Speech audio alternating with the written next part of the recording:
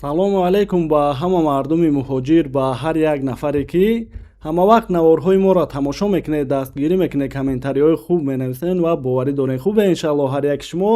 дар имрӯза навор маълумот мерасонем ки дар аэропорт кадом ҳолатҳода мегардонанд, кадом ҳолатҳода беташвиш бошен. нафарҳое ки ҳуҷҷат дорен, нафарҳое ки беҳуҷҷатен ё ин ки шаҳрвандии дутарафа дорен. ҳатман наворро то охирша тамошо мекунем, лайк ва обуна шида намеҷиқем барои паҳншавии навор ва пешравии канали мо беҳад дастгирӣ хуб мешавад. навори мо боис шавад ки тайёрӣ бинед то ин ки дар аэропорт камбудӣ нашавад. кадом ҳолатҳода гардондана донистану саргардон нашидани шумо фикр мекунам хубтар ва беҳтарин ай. ҳамчунин номеро мемонам ки нафарҳоеда ки билети ҳавопаймо ай куҷое ба куҷое ки дар кор мешавад. дар WhatsApp имо Max Telegram метавонед ки ай нарх наво пурсон шавед ва бе ташвиш ба дили пур харидорӣ кунед. саволҳо бошад дар комментария ҳамин навор нависед, хубтар мешавад. маълумот мерасонем. аввалан Айросия рафтан барои шаҳрвандои Тоҷикистон ки дар кадом ҳолатҳо намегардонанд. вақте ки номтон дар реестр бошад, видбарин дошта бошен, дар вақташ набаромада бошен, депортатсия дошта бошен, муҳлатам гузашта бошад, мигратсиони карта регистратсия патент набошад ё ин ки печатҳои қалбакӣ дошта бошен, Айросия рафтанда дар ин ҳолат дар пограничный контрол таможние ки мегем намегардонанд, метавонед ки беташвиш равен. аэропортҳода бошад баъзан ҳолатҳо дар даромадгоҳҳои аэропортҳо ҳуҷҷат мепурсанд ки агар ки ҳуҷҷат пурсанд муомила карда гузашта мешавад. баъзан ҳолатҳое буд ки штраф карданду вале мардум рафтеста. тафтиши дуюмборае ки мо мегем ки ман мекунам, пурсупос мекунам, телефон мекунам, барои нафарҳое ки Айросия мераванд дахл надорад. ва ҳамчунин ҳолате ҳам буд ки як бародар пули зиёд мебарад ки бурданда то $10,000 иҷозате ба курс ҳисоб мекунед. зиёдтиша декларатсия кардан дар кор мешавад. ай бародар зиёд мегираду декларатсия намекунад ки зиёдатиша дар аэропорт мегирад. ин масъалашдам беаҳамиятӣ намекунем рафтанда. агар ки зиёд бурданӣ бошен декларатсия кунед, хубтар ва беҳтарин. ин бародар бигем бо суд хати бо даводаву штраф ки саргардон нашавен. мерафтагиҳо кадом ҳолатҳода мегардонанд шаҳрвандои Тоҷикистона? вақте ки загранпаспорт ягон варақаш кандагӣ бошад ё ки дар об задагӣ бошад, печатҳо рафтагӣ бошад, метавонанд ки гардонанд. ба вазурашен народна Узбекистон билет гирифтан. ба вазурашене фақат прямои рафта мешавад. мешавад пересадка қатӣ вале дар даруни Россия бошад. Узбекистон қатӣ ё ки пересадка Узбекистон қатӣ метавонанд ки гардонанд. ва ҳамчунин нафарҳое ки қарз штраф доранд, муддати зиёд просроча нишидагие ки судеб нишидагии суд баромадана манъ кардагие метавонанд дар ин ҳолат ҳам гардонанд. нафарҳое ки алимент доранд, ҳамчунин ягон қонунвайронкунӣ кардагияну дар ягон число суд мондагиян пеш айвай баромаданӣ бошанд мегардонанд. ва нафарҳое ки ғайриқонунӣ вориди Россия шидагиян пеш мерафтанд, айни замон ҳам мегардонанд. ҳам ҳолатҳоеро дидем ки аэропорт спецприём бурдан. мо чӣ мегем? нафарҳое ки ғайриқонунӣ омадагиян ба ҳамон роҳе равен ки чӣ гунае ки омаден, ҳатто вазурашене ҳам гирифтан, гардондан спецприём бурданд. нафарҳое ки мо номбар кардем ё Айросия мерафтагиҳо шаҳрвандои Тоҷикистон бигем ҳуҷҷатдорҳошда камбудӣ намешавад. чӣ гунае ки гуфтем, агар ки баромадана барои қарз штраф алимент суд баромадана манъ накарда бошанд, дигар шуда беташвиш. меомадагиҳо бошанд ба Россия намегардонанду вале мардум дар ташвише ки мегардонанд. ҳамин хел ҳолатҳода гуфта пурсон мешаванд. ай мо аввалан печатҳои Арабистон. ман чӣ мегӯм ки дар аэропорт ин хел нестае ки омаден дар загранпаспорт печати Арабистон бошад ҳамара гардонанд. не, мо ҳатто буд ҳолате ки худмон билет гирифтем, печати Арабистон доштан, омадан гузаштанд. ин вобаста ай одам худаш дорад ки фаҳмода тонад ки ба кадом мақсад рафта буд, фаҳмода тонад ки ба кадом мақсад ба Россия омад.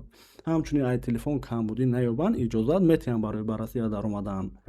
ва загранпаспорти навдоштагиҳо, бале назар ба нафарҳое ки чандин бор рафта омадагиян бигем печат доранд дар загранпаспорт, чун шуморо тафтиштон зиёдтар аю. вале агар тасдиқ кунед ки ном фамилия иваз кардагӣ нестен, заграни пешинатон паспорт ё ин ки праваи пешинатон бошад, дар ин ҳолат ҳам иҷозат метиҳанд барои ба Россия даромадан. ин гурӯҳи бигем одамҳое ки намегардонанд. ҳатто ҳолатҳое ҳам мешавад ки пурсон мешаванд ки занҳо ва ё нафарҳои хурда мегардонанд, мегӯянд ҳақиқат дорад. не, ҳар рӯза занҳо ва нафарҳои хурд омадаистанд. ҳатто ай мардҳода бигем барвақтарам ҷавоб метиҳанд.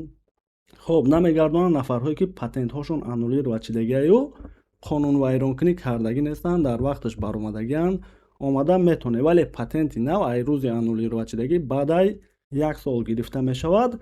Надонистани забон бошад, айни замона бар назар мегирем 80-90% гузаштаст. Яън ҳаракат кинед ба ҳар ҳол нафарҳое ки меоянд, ҷое ки мерен, улица, дом, район, город бигем, мақсади омадантон якаме тайёрӣ бинед, дар варақа заметкаи телефон нависем ва номери нафаре ки пешаш омадагиен нависем, ҳамиёра камбудӣ намешавад. ҳаме омадагиёра мегардонанд дар кадом ҳолатҳо? вақте ки загранпаспорт аз 1 сол кам муҳлат дораду кор гуфта ворид шиданиянд, мақсади омадан фаҳмонда наметонанд, аз телефон камбудӣ меёбанд, бемуомила гап мезананд, штрафҳои насупорида ва мо гуфтем ки печатҳои қалбакӣ аз Россия рафтан камбудӣ намешаваду вале омаданда гардондаги нафарҳо буданд. вақте ки дар баъз задани бигем тафтиш мекунанд, тафтиши дуюмбора манъ мекунанд, мебинанд ки даромад ва баромад камаю дар загранпаспорт зиёд маълум мешавад, боиси гардондан мешавад.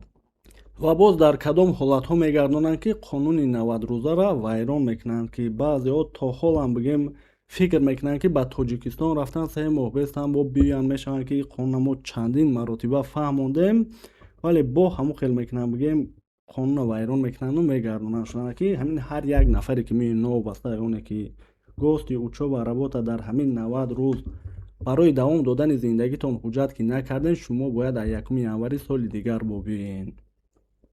ва нафарҳое ки зиндон шидагианд меомадагиҳо аэропортҳои Москва биёянд, тафтиши дуюмбора метавонанд ки гардонанд, вале ба дигар шаҳрҳо омадан гузаштаги ҳолатҳо буд ба мардум. ин бигем ҳолатҳои шаҳрвандои Тоҷикистон. аз шаҳрвандои дутарафа боша аз Россия рафтан дар байни учёт намонда бошанд, камбудӣ намешавад. регистратсия надошта бошанд, камбудӣ намешавад, яъне рафтан метавонанд. аз ҳолатҳое да мегардонанд ки загранпаспорти Россия набошад, қарз, штраф, алимент, суд, яъне баромаданам манъ кардагӣ бошанд ва ҳамчунин поиска омадагӣ бошад, мегардонанд. аз Тоҷикистон омадан бошад, мо чӣ гуна ки гуфтем, загранпаспорти Россия набошад, аз Россия прямои рафтанда мегардонанд, вале баъзеҳо ба внутренни паспорти Россия ба Қазоқистон билет мегиранду баъдан аз Қазоқистон ба заграни тоҷикӣ ба Тоҷикистон омаданда прямои меянд. дар ин ҳолат аз 2 то 5 ҳазора штраф мекунанду вале иҷозат метиҳанд барои ба Россия даромадан.